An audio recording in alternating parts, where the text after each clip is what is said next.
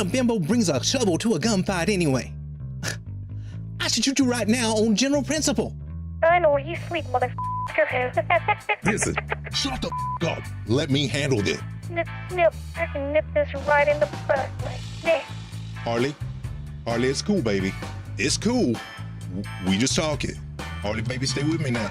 Forgive Benny now. He just salty because he FOMO'd in and he bought Sinverse way too high. Want that over with me, baby, not him.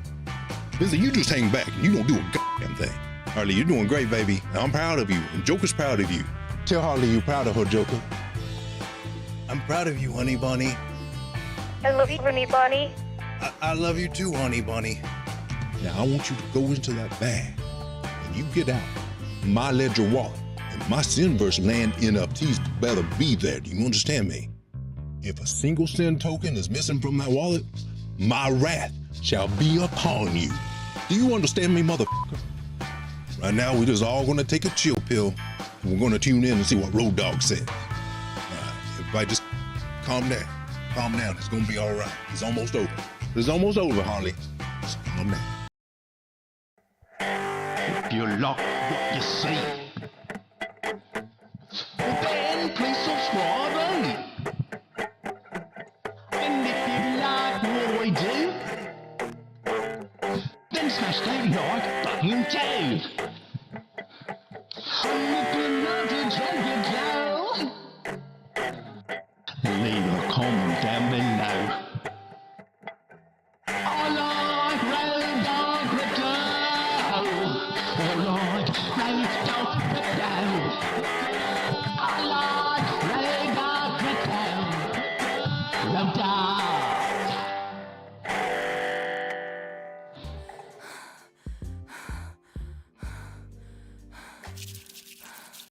Ooh la la.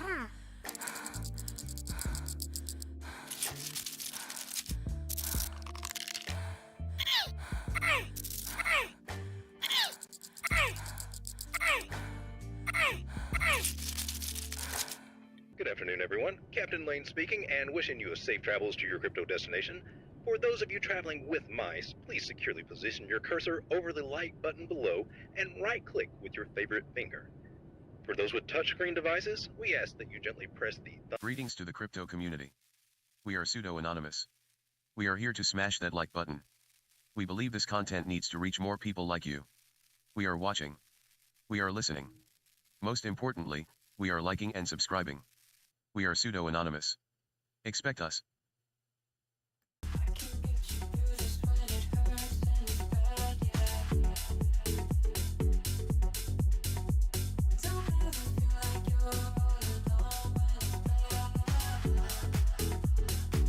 Come on, come here, bud. Come on. We're getting ready. You freaky dog. Turn the dang lights on. I don't need to analyze every word that comes out is a lie. Make it look like it's so ice. You won't make it to the finish line. Now if you gotta know the truth was gonna let you go. You was fine, never mind, unpredictable. 229. You ain't no one. You a star, blow it out like supernova. In the night. And 230. Here we go.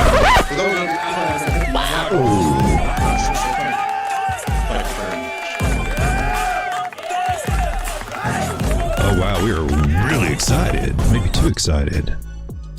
Because if you're on the smaller time frames, it just feels like a big market crash. Luckily for us, we know how to draw a trend line and find these areas here.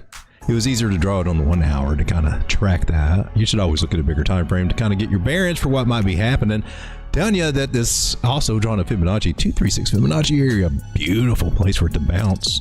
You buying, you selling, you freaking out. What you doing, man? I love this stuff. I look for this stuff, man. I'm stacking my orders right there. I've had to do a little risk management here, kind of watching some of my spot margin things that I've got over on CoinEx. But you know, manage your risk. But I see this as an opportunity. I wouldn't be, oh my God, it's going to zero. I got to sell everything because, man, even here on the 1 hour, take a look at this, bouncing off a 236 Fibonacci area. If it holds this and say we come up and we actually do make a higher high, hold on to your seat because we're going to blast crazy with the bounce off of here, respecting that. But, you know, maybe she comes up and then maybe she comes back, retests it, falls through. Okay, that could happen. We could see something like that, maybe. But if you're buying through here, building some bags on some of the stuff that's just dropped, this is called a V-shaped recovery. We come back up through here and I mean, it's just 3% here on Bitcoin, but you know, on doing leverage or whatever, you could be in the 10x, you'd be looking at 30, probably 30% gains. 20x, be looking at 60% gains. Those are some comfortable leverage places, just depending on your skill. I don't recommend leverage to, especially anybody new. You need to be in spot for a long time. If you can't double your money in spot, if you can't routinely take $100 or $1,000 and double it in spot, 2 or 3 times, so you don't really need to be playing with leverage that much, because well, it'll take that $200 or $300 right away from you. Not even laugh about it or cry about it. It just takes your lunch money and runs away.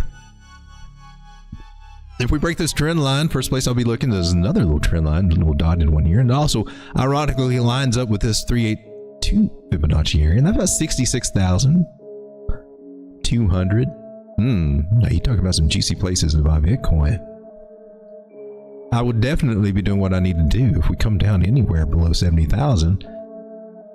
My rules pretty much right now on any trades that I've got, I'm not looking to buy Bitcoin over 70,000. She dips below that, hey man, I'll nibble and nibble until we get to some juicier prices. If we happen to come to the lower 60s, I'll be buying more. But there's no guarantees of what's going to happen. But I'm looking at a nice possibility that this area will hold. Now, if we take it to the major trend lines here, so I guess a little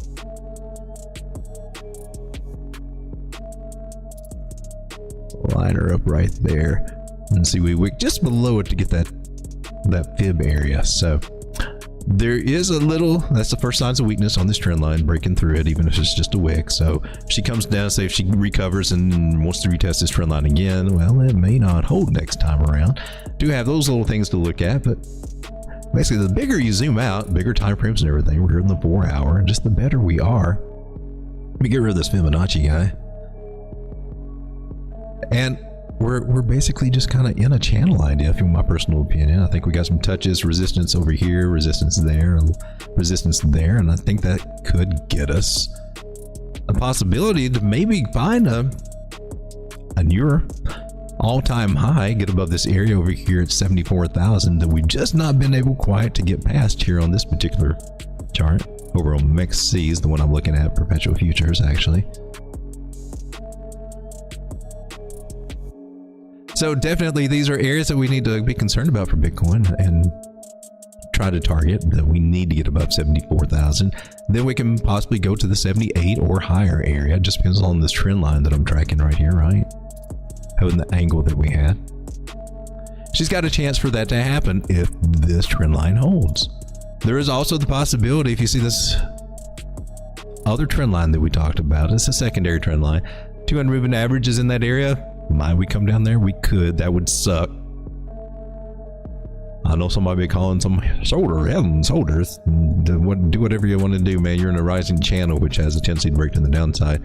And, you know, we could see all the way down here to 56 again, just to give you a taste of reality of what we could be looking at. Doesn't mean we're going to, but if we did, could you imagine how juicy it would be to get a bounce from there? I like these ideas, and I like these red days where we get an opportunity for a nice big candle to the downside. We got our 3 humps and a dump. A 1, 2, a 3 and a dump. It's the general rules to go by when you're looking at a trend line strategy. Also 1, 2, 3 and a dump. It could happen. If it does happen, where would I project this to come to on Bitcoin? You don't want to hear about it, but it would be looking about the 60,000, right in the lowers. I want to look here for a little compliments. Mark this guy's a measure move. Measure that move, baby. Pull out our old fibs again. Swing low to swing high. Tell me where I'm going to buy. Does that give us an area that we normally look at with the fib stretch? In other words, do we have confluence? Yeah, we do. What we see, my Fibonacci area is 59,837.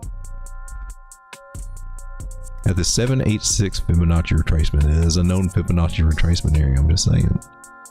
Might we get there? Suggest that we might if this does not hold. Expect to stop at 62,481. So, wow. Might that put us in a place where we have to reevaluate some of our positions? Maybe. I may have to take a look at mine, make sure that, you know, if we get that, I take the right actions so that I will have some dry powder to really deploy down here. So, watching the market carefully right now, that's all we can do. But there's a great chance that we're going to bounce here and do something a little higher. But if we don't, I got to get a game plan in order for these areas and take those plans. Now, if we come out to the bigger time frame, would that help us? Or maybe just let's start it there.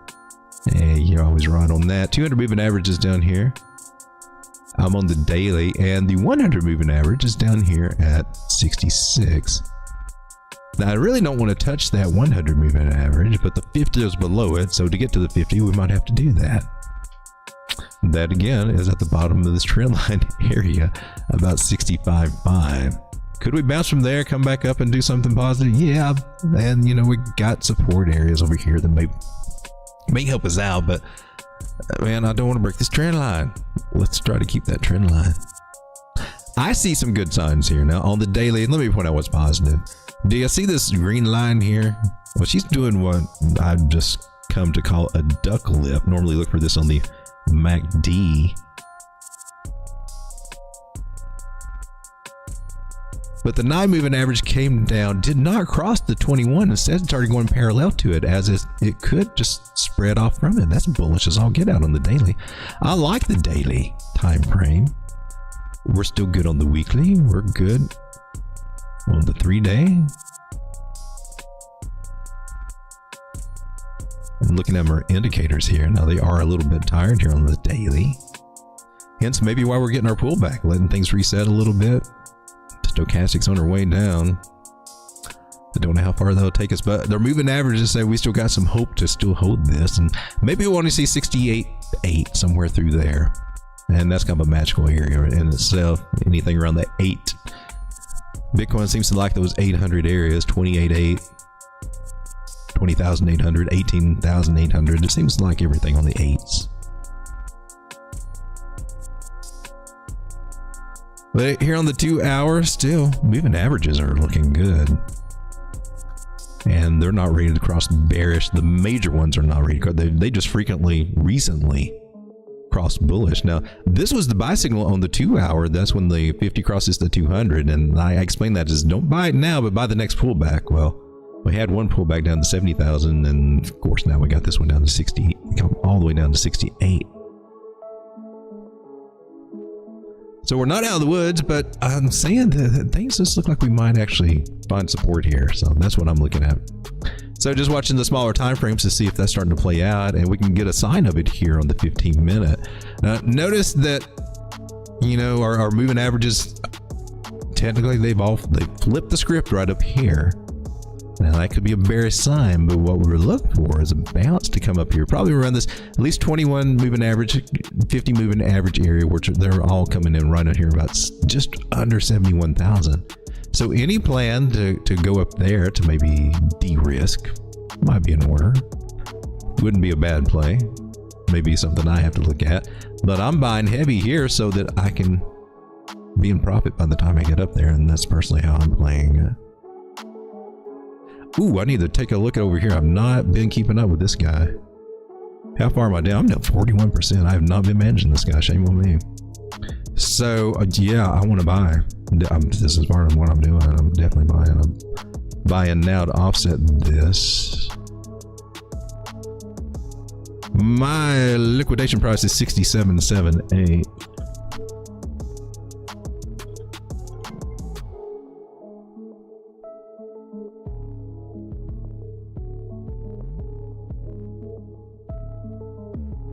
And I put an order in right down to where we wick to. Come back down there and let me snag that. That will lower my liquidation price. I'm kind of trying to manage this guy a little bit here, since it's already got away from me. I mean, I could just cut my losses, but I'm looking for a bounce. That's my thesis. If we break below this area here where they gave us a buy signal, if we break below it, then maybe I'll cut out. But right now, I'm taking advantage of what would be a bearish retest or maybe a full recovery. And just trying to safeguard my positions here. I had already de-risked on these other ones. So we're in the negative here a little bit. But drawdown is what we call it. It's not realized loss until you actually sell. We just want to kind of negate. We don't want it, just because she drops down to a scary number in the red doesn't mean that I have to agree with that and sell and take that and make it a reality. And if the charts are giving me a sign that I got a little bit chance of recovery, well, I'm just playing the drawdown. It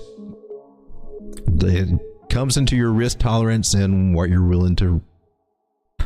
That's why trading is different for everybody. Everybody would make a different call in those situations. Some people would already be out. Some people, that would be their rule. I would already be out. You should have sold. You should have, as soon as you got just a little in the red, you should have been gone. Or a bigger play with a little bit more flexibility where we could get a bounce in these areas, which I normally look at. So I'm taking that play. That's just what I do. Shout out to everybody that's hanging out with me. Oh, we got Joe from Trade Intuition. How's it going, Joe? I can only stay for a little. Yeah, you got your stream. Joe's got his stream going on at 3 o'clock. I don't know how long mine's going to last. I pretty much covered everything I wanted to cover, other than maybe looking at a few altcoins and things, because the altcoins are taken. But by all means, if you guys are tuning in now, or maybe you're watching us later, go check out Joe's stream.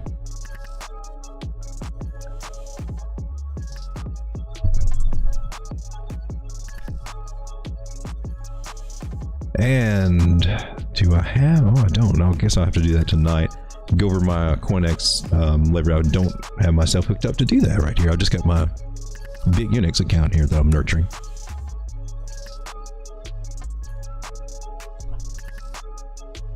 But yeah, because of the drawbacks, I'm in a little bit of drawdown on my CoinEx. Let me see if I can get, where am I at? What's my balance? So, wow, you got me drawn down quite a bit, actually. So my current balance on there, I see we were up around 65, and yeah, I could have, should have, but you know, I'm making a play. I want to follow this play through. Now I'm down to 51, so I am taking a risk, just saying that, but we are down to where we were. And that's, for me, I'm comfortable with this because it's part of my strategy. Remember, I got a trend line. If I start losing this trend line, especially this, I'll take that loss, take that L, and see what we can do. Since we had this big drop. Otherwise, I got a plan, because all I need is for price to go back. Where are we? I just need you to get to 71,000. If you get right to 71,000, or if you get above 70,500 on my 0.84 Bitcoin trade, I'm break even, and then we could start looking at profit. So when it gets up there, I might de-risk when we get to break even. But what this has done is effectively help lower my entry, so it'll help me get in the profit earlier. So I've got a better entry now than what I had when I first started. So we got that going on.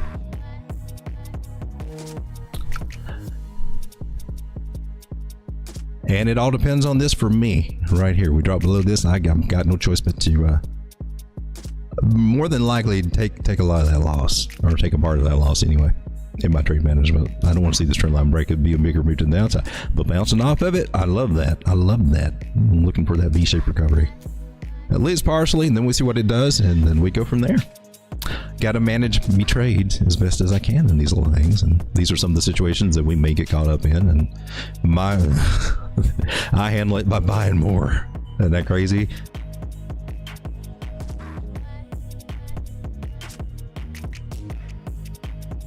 But we should look to retest the 200 moving average, and 100's right there with it. So in that area, we're just right under 71,000. Would be nice. I mean, you're on the 15-minute, everything's just been extended. So a nice big sell-off today. And personally, I like them. I expect this on Friday. I don't know why anybody would go into Friday expecting it just to be a bullish time to just start jumping into Bitcoin. And I saw that on some things this morning. And I'm like, it's the weekend. They never, If anything, they park us in a very doubtful place on the weekends, and then leave the weekends just to see, how retail reacts, what goes on.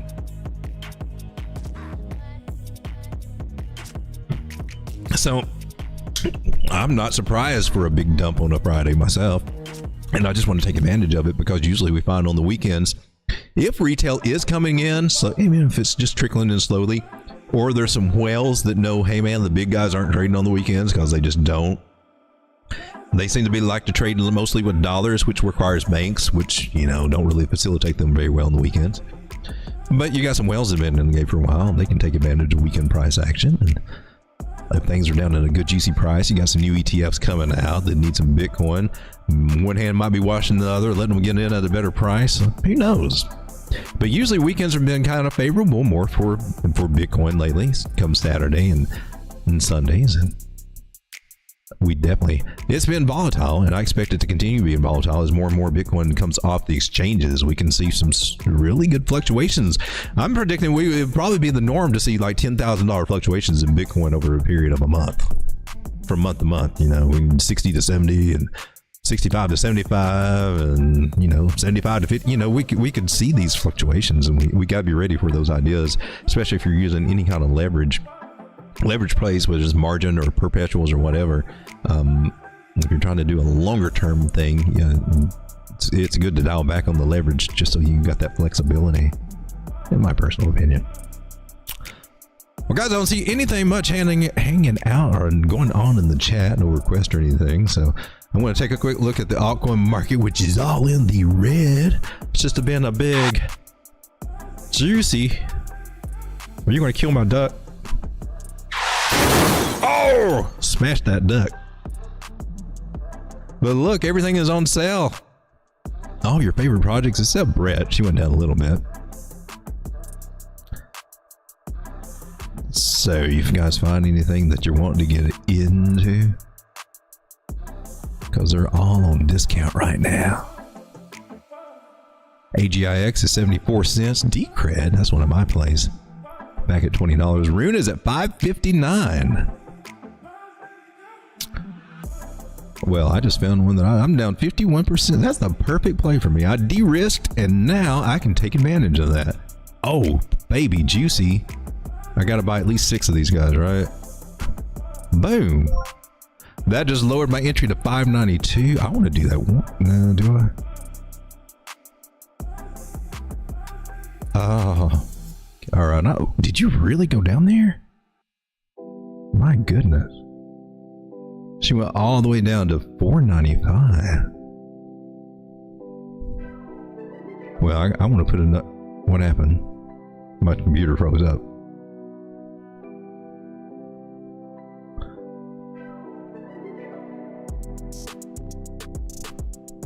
I want to put another order in at 509. You come back down there. I want some more of you at those cheap prices. Lower my entry so I can get back into the profits sooner. Price below liquidated price.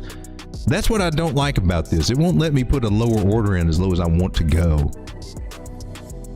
So you're below my liquidated. Your liquidated price is 513. How did you not liquidate me? All right, I'm gonna go 518 and we'll put an order in there. How did you not get me? Thought you didn't get me. Let's see my ICP thing. I don't really want to mess with her. Not until she gets down to $10 and something, and then I might look at doing it. But my Bitcoin, did we put something in over here? We did, didn't we? We added a Bitcoin on the low lows. I got another order in. Okay, yeah, we're good. We're safe on this one. All right.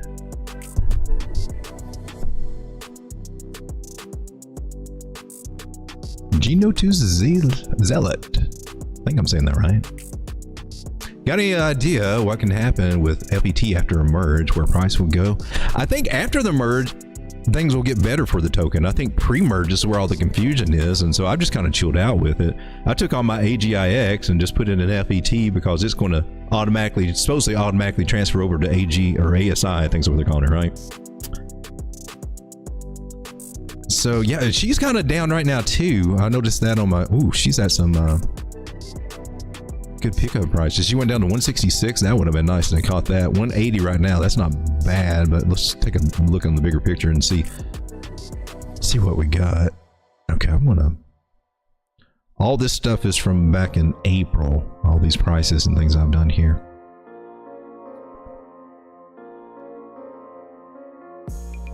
So I want to get a little bit. It looks like we broke back into the pattern.